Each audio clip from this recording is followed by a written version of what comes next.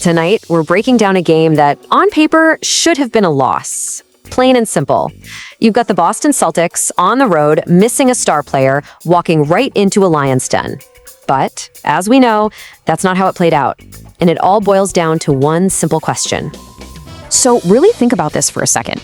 You're exhausted from playing the night before, you're in a loud, hostile arena, and one of your all-stars is watching from the bench in street clothes. How on earth do you manage to pull out a win? Well, on this particular night, the answer was this number right here, 28. That's how many points the one guy who decided to put the entire team on his back scored when they needed him the absolute most. All right, so let's really set the stage here, because this wasn't just any regular season game. On paper, this looked like a classic trap game for Boston. One of those matchups you're just kind of expected to lose. It was a true uphill battle from the moment they stepped on the court in Houston. I mean, just look at what they were up against. First off, the Celtics were on tired legs, playing their second game in 2 nights. Then, to make matters way worse, they were without their star guard, Jaylen Brown, who was sidelined with some hamstring tightness. And on top of all that, their opponent was a very, very tough Houston Rockets team. And this right here, this really paints the picture, doesn't it?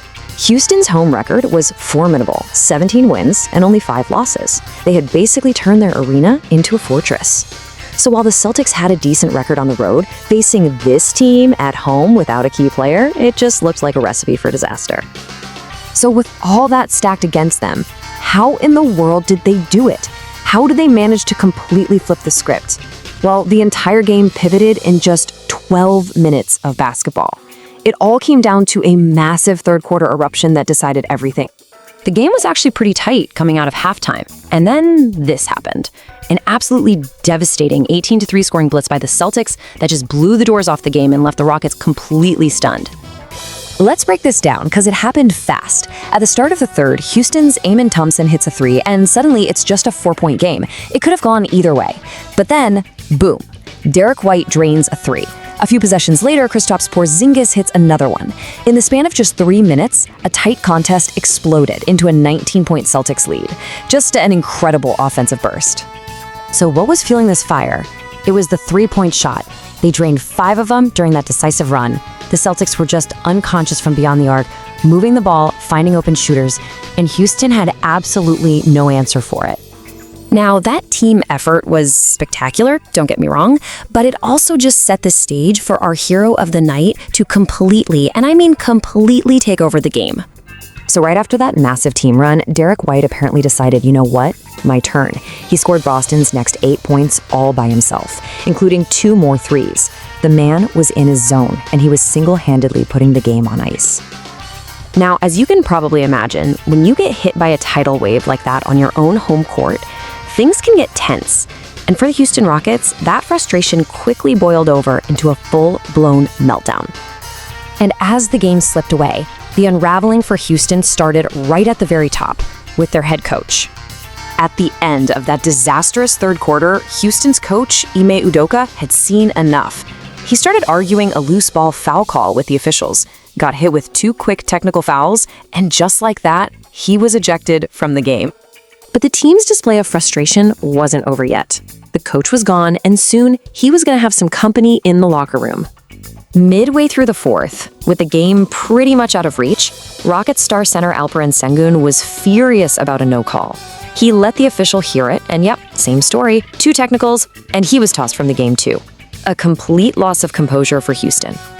So, after all that drama, let's get back to the numbers and see exactly who stepped up to deliver this, let's be honest, improbable victory for the Celtics. And you know, it wasn't just about scoring. You have got to shout out this performance from Neemias Queta.